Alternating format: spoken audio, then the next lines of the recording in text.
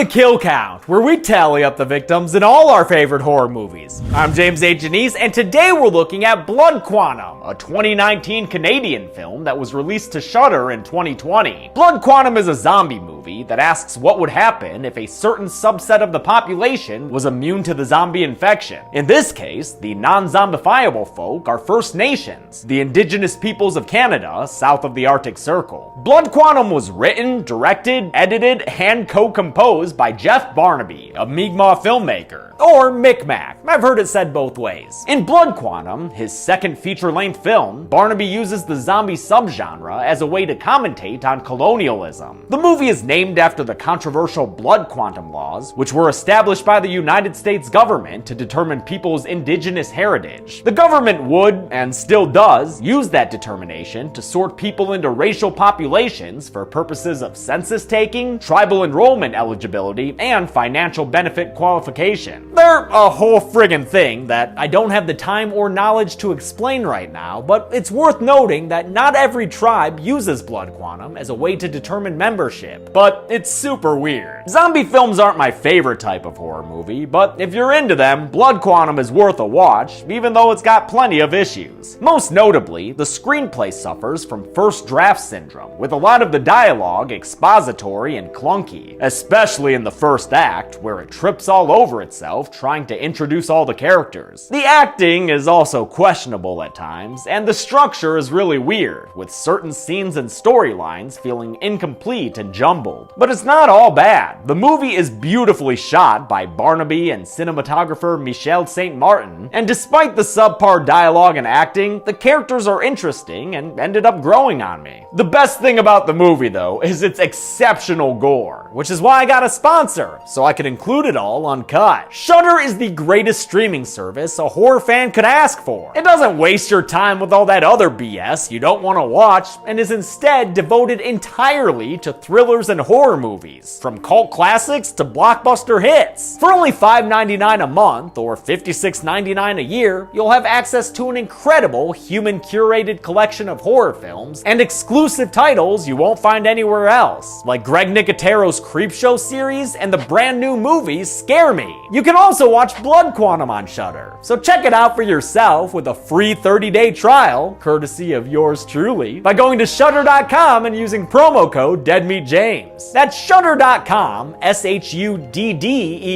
promo code DeadMeatJames for a free 30-day trial. One last note, this is a zombie movie, so we're gonna have some messy numbers. Just roll with the rules as I make them up. You know damn well by now that it really doesn't matter. What does matter is that I try. So let us go forth and count what kills I can.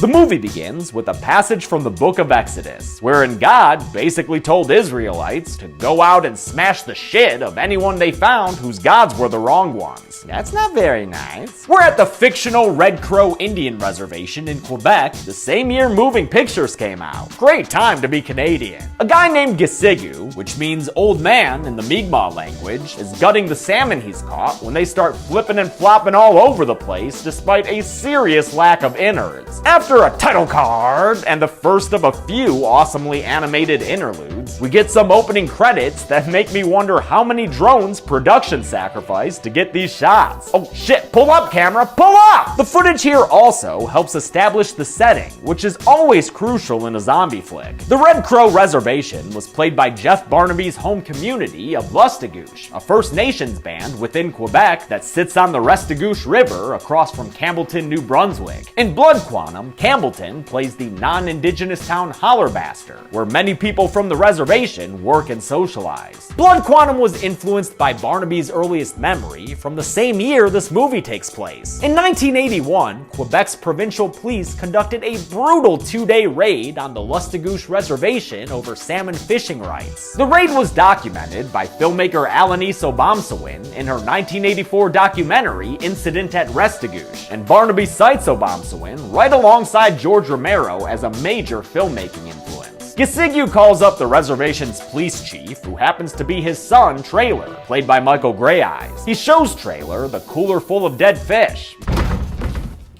That thing's gutted. dead, flopping fish. Their solution is to burn them, which I get as a go-to idea, but just make sure you don't wind up with flaming flopping fish zombies, y'all. That's what I'm saying, man. Don't let them salmon sear ya. One of Traylor's sons is Joseph, played by Forrest Goodluck, who's currently in jail in Hollerbaster, the town across the bridge. With him is his older half-brother, Traylor's other son, Alan, aka Lysol. Lysol's kind of an outcast of the community, while Joseph is the quote-unquote good son who's acting out. But neither of them are in as bad shape as this other dude in their cell, who's puking up a whole bunch of blood. Gross. Traylor comes to the towny jail, where a cop named Shamu tells him that Joseph was arrested for climbing atop the bridge between their communities and, well, dropping a deuce on a little old lady driving by. Might have gotten away with it if he hadn't fallen on her car afterward. Amateur move, dude. They go to get the boys from the cell and find the blood-puking inmate now looking mighty zombified. I'll count this dude's zombie transformation as a kill, since he was seen as a non-zombie before, and since we never see him die in zombie form. But when it comes to random background zombies stumbling around, I ain't counting them unless they are then killed as zombies. Joseph is bit by the zombified dude, but Shamu's able to put him down with his nightstick, but only temporarily. Dun dun zombie! Joseph is driven home by his mom and Traylor's ex-wife, Joss, a no-nonsense nurse played by Elamaya Tailfeathers. Look, I know your heart's in the right place, but your head's up your ass. She's mad that he's been hanging out with Lysol, who's always getting arrested, and who's not the best influence on his younger bro. Though Traylor admits neither is he. The kid deserves better.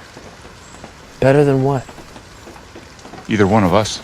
Yeah, he deserves someone who would crawl through snow and hibernate inside of bears to avenge him. The last character thrown at us in this onslaught of exposition is Joseph's white girlfriend Charlie, who recently found out she's pregnant with his child. They go to Joss's hospital in Hollerbaster so she can get an abortion, but decide against the procedure at the last minute. This Hollerbaster hospital is where the zombie problem's becoming a zed-demic, as Joss sees one person in the background being killed by a zombie. Back in Red Crow, Traylor's just arrived at the house of a very inebriated guy named Shooker. It's kinda hard to tell what's going on, since Shooker's got multiple psychoactives in his system, but it sounds like his white girlfriend had a zombie baby, ? Let me give you a heads up to look away if you need to, though, cause right now, his girlfriend's a zombie who's eating that baby! Oh, wow, that is some sick shit, man. No good. The zombie lady attacks Traylor and bites him in the arm, but he makes it outside and stops her by beating her with a shotgun. And not just a little bit. He crushes her head in. Holy shit, dude. I was not expecting that kind of gore. Traylor heads to the bridge where he sees an ambulance from Joss's hospital crash. And when he goes to help out, he finds the driver on the hood of the car. He rises from his dead state, but Joss grabs Traylor's gun and puts him back down with a headshot. Another zombie, a worker from the hospital, attacks Joseph in the back of the ambulance before Traylor gets them out. And she's put down when another guy named Bumper walks up with a chainsaw and puts that thing right in the middle of her head. Holy shit again! That is what I'm talking about right there! Wonderful practical effects. Well, you're putting it to good use, guy. Gisigyu joins his son on the bridge, and they once again burn the bodies, as the realization of what's happening settles in. We time jump to 6 months later, when things are looking pretty damn different. Hollerbaster is an empty flaming ghost town, while across the bridge, Red Crow has fashioned itself into a fortified bunker for the living, with design plans ripped straight from Post-Apocalyptazine. Pretty cool shot here, by the way, that evokes the photograph Face to Face by Shani Kamulainen from the Oka Crisis, a 1990 land dispute that occurred when the Canadian government tried to expand a golf course into sacred Mohawk burial ground. Lysol is a sentinel for the res, alongside a woman named James, played by Kawanahari Devery Jacobs, who starred in Barnaby's 2013 debut feature film, Rhymes for Young Ghouls. The two of them aren't fans of the white refugees that Joseph and Charlie keep bringing to their reservation. This dude, for instance, has brought his sick daughter Kira because he heard they can cure the virus here. But Lysol has no sympathy for them, and is paranoid of any potential Christopher's Columbus. How do you know that this fucking townie didn't come in with this refugee Pollyanna act? He plant this infected bitch right on our doorstep. Trailer shows up, and after seeing that Kira is too far gone to save, orders everyone inside the walls so he can do what's necessary. Using Bumper's badass murder axe, Trailer waits for Kira to rise from the dead before killing her with an off-screen axe swipe. Inside the fortified walls, James shows little sympathy towards the grieving father and reminds him that, in a reversal of the colonial tragedy that laid waste to native populations, this time the First Nations are immune to the new disease, while the white refugees are not. And don't forget, ain't nobody immune here but us. Joss talks to another new refugee, Lilith, and asks her if she's been bit. Lilith says no, but as we see in the bathroom, that girl be lying. We also see that Kira's father has killed himself by slitting his wrists, though of course, he doesn't stay dead for long. I'll put him on the list in a minute after his zombie form is killed. I'm trying not to double count people here if they die and then are turned into a zombie who is then killed, if that makes sense. In a poorly motivated scene, IMO, Trailer explains the reservation's defense system to characters who would already know all this information. It's a forced way to lead into a montage of the world they live in now, which also gives me a whole bunch of dead zombies to count. I see one getting headshotted, 6 piled up in a front-end loader, a couple in close-ups, and then on the bridge, where a ton of Zeds are seen alive, we get 2 more of them killed when this moon guy starts up what I believe is a snowblower. In total, that's 11 dead Zeds. The montage ends when Trailer is summoned by that Shooker guy to deal with the bathroom stall zombie. Since he's not one to fear the Walking Dead, Trailer kills the Zed off screen after kicking in the stall door. Charlie, who's much more pregnant these days, tells Joseph she's worried about their baby, worried it could be born a zombie. I have nightmares, Joseph. This baby eating me from the inside out. You're immune. I'm not. What if this baby isn't either? That's a scary thought. Maybe just kiss and try to forget about it. As Trailer and some others set out for a run to Hollerbaster, Lysol expresses concern about the growing number of white refugees. How long before it comes to pass they get tired of being herded by a bunch of Indians? He storms away, a pissy ball of rage, and when Joseph finds him later, Lysol apologizes for being a piece of shit. I don't think you're shit.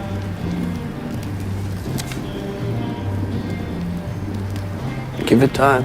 Yeah, give it time. Kiowa Gordon is great at playing a real nasty little bastard. That moon guy, played by veteran character actor Gary Farmer, shows up high as a kite with all the nose candy needed to make things full-on 80s up in this bitch. The cocaine encourages Lysol to hit up that Lilith chick. And while he does that, Moon opines to Joseph that the zombie virus is a way for the living, breathing Earth to fight back against the humans who have harmed it. As this planet we're on is so sick of our shit. He says the planet is using white people as a means of reclamation. White people like Lilith here, who Joseph finds has turned into a zombie. We never see her die in zombie form, so I'll count her now as she, eats Lysol's penis that she just tore off. Fuck, that's awful. After another brief animated interlude, this one getting hot, we come back to a Tarantino shot of Trailer and the gang. They head to a gas station for fuel, where they scare out one zombie that Trailer kills with a shotgun blast to the head. Inside is a second dead Zed, and a third one swings down on its intestines thanks to Bumper messing around in an upstairs room. Trailer joins him to find 3 more dead zombies, giving us 6 total from the 2 of them. They then go downstairs, where their count is bested by Gisigu, who I believe just murdered 8 zombies with his sword, though it's kinda hard to tell with how dismembered they are. It's easy to tell, though, how much Jeff Barnaby likes Tarantino. Zed dead. Joseph gets his older bro back behind the guard walls, and Lysol thanks him by stabbing him in the stomach and declaring that he has no family in a Pennywise/Scooby-Doo voice. I have no family. That wasn't no Embry call, it was a full-on fiery shout. Moon helps Lysol open the trunk where the zombified Lilith is. In a major doucher move, they unleash her among the refugees. The injured Joseph makes it back to their makeshift hospital, where he tells his mom Joss that Lysol just released an infectant, which is exactly the opposite of what Lysol's supposed to do. One dude tries to peace out right away, but he's attacked behind a door by a noisy zombie, and his blood seeps underneath it to all but confirm the kill. Trailer and the others get back to Red Crow and find it looking like Zed Central. With Joss begging for help over the radio, Bumper gets in the police car and makes a noisy distraction for the Zeds as Shooker opens the gate. We see, I think, 9 dead bodies on the ground getting eaten by zombies. It's difficult to count, but I checked and rechecked and had editor Josh check again, and 9's what we came up with. Bumper drives away, taking all the zombies with him, which allows the others to enter the walls. Gisigyu gets himself an extra kill when he stabs a legless zombie in the head with his sword. They get to the stairwell leading to their med center and quickly kill the 2 zombies they find trying to get in with Gisigyu's sword. He then uses the sword to provide us with a few more blood sprays and allow Joss and Joseph to close the door on a bunch of zombies. The refugees begin to make their way outside to a rescue truck, but shit goes south in a hurry,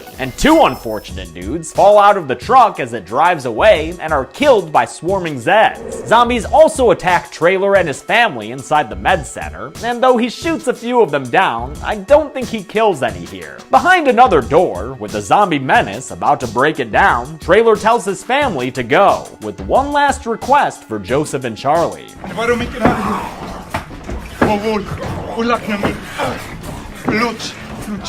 The others go outside, where Bumper pulls up and runs over 2 zombies, maybe killing them. I don't know for sure, but I'll count it, whatever. I'll also, unfortunately, count Trailer, who was killed in a pretty bloody and visceral way as zombies tear him apart and eat him up. Damn! The survivors get a radio call from Doris, the police dispatcher, who tells them that Lysol and his co-conspirators are going around killing all the refugees. They also killed Doris by unleashing a zombie on her.